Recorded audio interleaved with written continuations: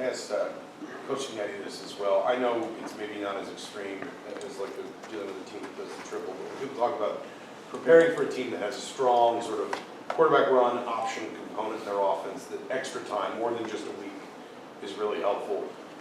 When you have that extra time, what do you focus on with, whether it's linebackers, ends, whoever's making those reads that are necessary? What are the keys that you kind of drill within in terms of both pre and post snap, what they need to be ready for when you have an offense like Notre Dame's that's going to run the quarterback as offensive? Yeah, post snap, nothing really changes too much. Our reads are our reads, our keys are our keys, so it all fits into that bucket. But what I can call pre-snap can help on some of those pictures. Now, nothing can fully help +1 run game, like a quarterback that's just simply going to run the ball with a lead blocking running back. Like, there's only so many things you can do to account for that. You have to use all 11. You know, they're using all 11 of theirs. We've got to use all 11 of ours. So I can work through that with what I call. But in terms of like pre-snap, this and that, we have our reads, we have our fits, get off blocks, make plays, attack. Go Mike and then Pete. Yeah, speaking to some of the guys up front this year, some of the guys that came over from JMU, they said you've thrown a lot more at them, doing a lot more movement. Is that because you're more comfortable and have more experience with them coaching, multiple years with guys at JMU? And why do you like them so much, those stunts and twists up front, and how they impact the offense, or you think they impact the offense? Right. Well, to your first question, I think that's part of it. The reason that I've added more is because I've been with those guys for a long time, so they know what a loop game is. And like, how many times are you gonna call a loop, coach? You got anything else? So part of that is them wanting to do some different things. So that's part of it. And then two is I'm a big fan of angles. I want to create angles and picks and rolls. Like I said, a good way of getting home and freeing guys up. So if I can find a new one that Coach Coons, Coach Buda likes, that defensive lineman like, we'll try it. So that's the first part of the question. Secondly, why do I like it? I like to dictate the terms of where the quarterback's going to go. I can call a jet, I can come out of these linemen and just rush, right? They're all just running up the field, they're hitting swims and they're falling down. But why? Because then the quarterback gets to choose where he wants to go. He can step up into this gap, he can feel a vertical surge, he can step up in the pocket. I don't want that. I want to tell him where he wants to go, right? Right-hand quarterbacks, maybe they want to escape to their throwing hand. Whatever the situation, the game plan is, but I can use stunts to kind of dictate the terms of the quarterback instead of vice versa. We'll go Pete and then Weaver. Up here, Bryant. The impact that Weston Kamara have delivered this year, obviously you brought them in to do so, and they have. What makes them special? Well, they're both really hard workers. They're both great individuals. They both want to be great. They hold themselves to a very high standard. So that's the first thing. And then in terms of what they bring skill set wise, two different types of guys, but CJ is a big, powerful guy, and his role is so important because the nose guard in our defense, and in any defense for the most part, is at the center point of everything. He's taking on double teams. He's got to win that one-on-one against the center. It's important to win the middle of the defense, and CJ does that for us.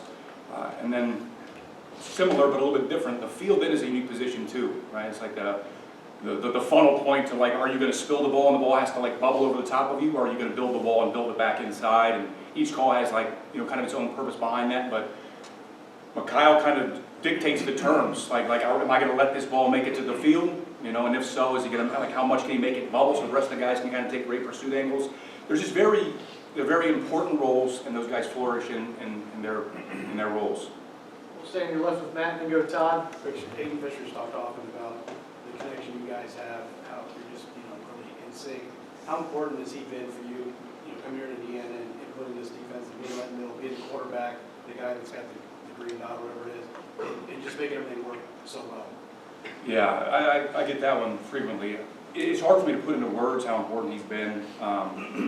Yes, the green dot component and my trust in him, but also like his ability to convey to the other guys. I coach all the linebackers, but sometimes when Fish says, no, you're doing it wrong, you should do it like that. Like, it coming from one of their teammates is different than Coach Haines yelling at me every single time that I misfit this thing. So he's helped me develop that room, and I'm proud of where that room is at now, the linebacker room. We got young guys that are coming along.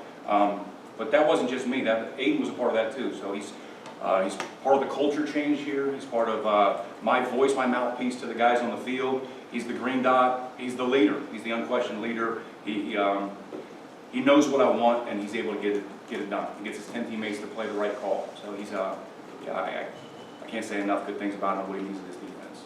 So Todd on your left, and then Ravi. Kind of flowing along the same lines, all the guys you brought from January, you have one at least one at each level of the defense. What's that personal relationship like with those guys, and how is that kind of passed along from them to their teammates to the field? Yeah, I've known these guys for a long time. I was thinking about it the other day. I mean, I've known James Carpenter since 2019. I was actually thinking it's going to be weird being in a defense that doesn't have James Carpenter in it. You know, we've been together for so long, so relationships are close. But that's the case with all the guys now. You know, I'm close with every single one of the players in my own way.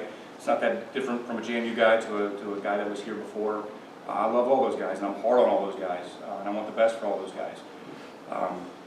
So that's the case in terms. But yeah, I love them. They've been great. They've changed the culture. You know, that they're a huge part of what you're seeing right now in terms of the change of IU football. It's those guys that we brought from JMU, no question. Go third row left to Jeff, and we'll go to Zoom for Adam. Yeah, Coach. Coach Signetti was talking about this a little bit a couple of weeks ago, the whole fast, physical, relentless, the concept of we attack, you don't sit back. It's kind of like, when did you guys like decide, okay, this is how we want to play? Were you guys watching another game? Were you watching your own team? Or kind of what was the genesis of when you decided this is who we're going to be defensively? Yeah, I guess I just always felt like that's what I would want my defense to be, whether I was calling it or I've been with Coach Nate for a long time. I started as a defensive line coach. Defensive line coach I'm not calling them defense, but what did I want my defensive line to be? I wanted to be fast, violent, physical, northbound. I wanted to play in their backfield. Right, so like I just took that and I became a linebacker coach. I wanted that to be part of the linebacker fits too. I wanted to be downhill, aggressive, slipping blocks, getting vertical, playing in their backyard. And so now I'm the defensive coordinator, I'm doing all of it. I want the same thing, so I guess that's never changed on my end. I don't know where like the phrase came from, I don't know where that generated, but in terms of philosophically, I think he and I just always, it's just who we are. It's who we are from a personality standpoint. We're not attack. Adam on Zoom. Hey, Brian, I'm just wondering, you guys have defended the run so well all year. What type of challenge is this in particular with a team that has multiple backs and a quarterback who obviously can attack you, and all of them are averaging over 5 yards a carry? What's the key to stopping that type of attack?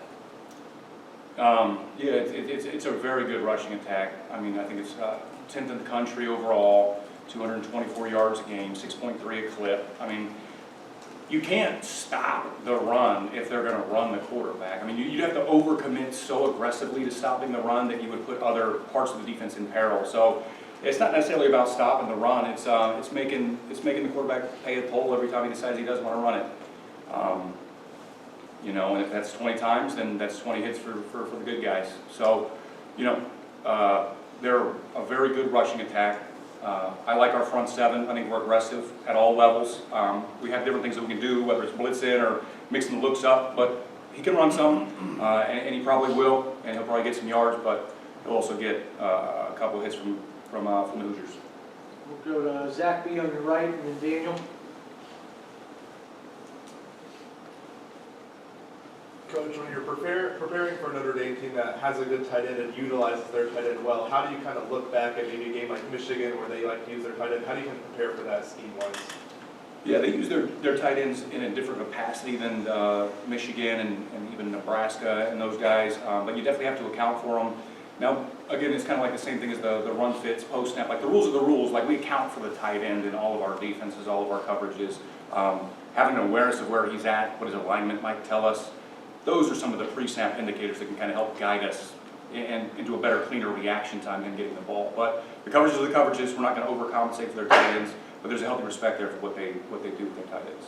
We'll go Daniel on your right, and then Seth. On Mikhail, I want to say someone who Sig mentioned in the fall, he realized this spring he had just reached a whole new level. I'm curious what it was or when you realized that he kind of ascended as he ultimately has. Yeah, well, first thing first on Mikhail. Mikhail is the hardest worker on the defense. He's the hardest worker on the defense. He's the last guy off the practice field. So he's always looking for his own improvement, you know. And when did I start to notice, man, he's really flashing? He's always flashed ever since I've been with him. He seems a little twitchier off the edge, and I think part of this is just a mental thing too. I think him coming here from Group of 5, you know, I'm coming from JMU. Can can I roll with the big guys? Can I roll with the Big Ten offensive linemen? And then him recognizing kind of early in spring, maybe like second, third practice, and he's like, oh yeah, I can do the same thing to these guys that I was doing to Sun Belt offensive tackles. So I think it was probably a confidence thing that's shown up too. And he's playing confidently, and when you're playing confidently, you're going to play fast and play aggressive, and that's what McCall's done all year. On your left is Seth, and then Jack. Yeah, Bryant, James Harper was in here last week and called it a once-in-a-lifetime opportunity, to be in a position like this. I know some of this kind of starts at the top, but for you as a coach, how do you kind of balance, it's just another game with allowing them to kind of appreciate the position they're in? Yeah, it's a delicate balance there. Of course, it's the biggest game for Carr played high school at Roanoke Catholic High School. It's an all-in-one high school. I don't know what the student body there is, but a small school guy, walked on to James Madison, and now look at him. He's going to be playing in the college football playoffs, starting defensive tackle. I'm happy for him. I'm happy for all these guys, and I'm excited for the moment too. But we're a process-oriented operation. It's just it's Monday. It's a rainy Monday. We got a Tuesday practice. We got to clean up normal downs. We're gonna make sure the run fits are tight. You guys know I got to figure out quarterback run still. So it's just another day, And then when the game gets here, I'm sure the moment will be awesome and electric environment, all those things. But at the end of the day, run, hit, tackle, swarm. The standard is the standard. No football game. Jack, and then Jim. Coach, with James Carpenter, when did you realize that it was possible for him to kind of go from a guy you recruited as a walk-on to now how much he means for your defense? And kind of what's that journey been like, seeing him go from point A to point B? Yeah. Well, when I recruited him as a walk-on, I just thought, well, this guy can maybe be a pretty good football player at JMU. I didn't necessarily think, well, this is going to be like starting 3 technique in the Big Ten. But credit to him. He's another one of these guys that just doesn't say a lot, but he just never stops working. He wants to get better. He wants to get pushed. He wants to get coached. It's one of the reasons that he came from JMU. He liked the scheme. He loves Coach Coombs. Those guys have a great relationship, and he just wants to constantly push himself. So I'm proud of him and how far along he's come. I could have never seen this 5 years ago in 2019. Recruited him out of Roanoke Catholic High School. But proud of his journey, and the same for a lot of these guys. Same for a lot of these guys. Jim, and then last one, Mike.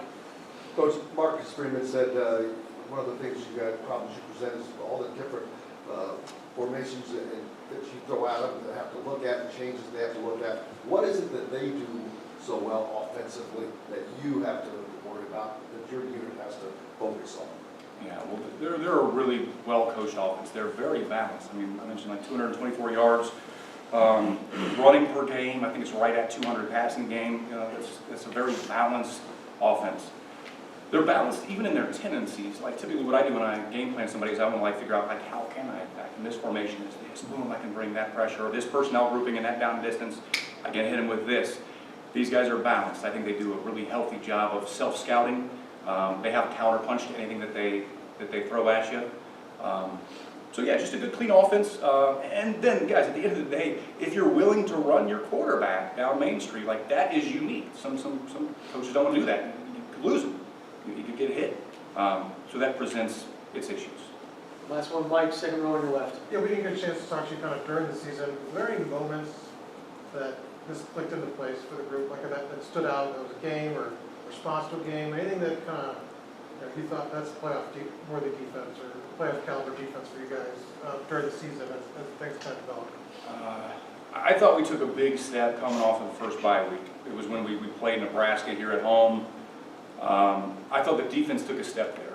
We made a couple changes schematically. I changed a couple of things coverage-wise and shell, rotation, disguise. The staff and I did. I thought we really did a good job of self-scouting and identifying a couple of flaws in our system, and we came up with a couple new ideas that really paid off. So that's to me when I felt like, okay, we have the complete package now, was the Nebraska game. Since then, it still hasn't been perfect. I don't know if it ever will be perfect, but it's a little bit closer to what I would deem as a legit defense. Great, thanks Brian, thanks everybody. Thanks guys.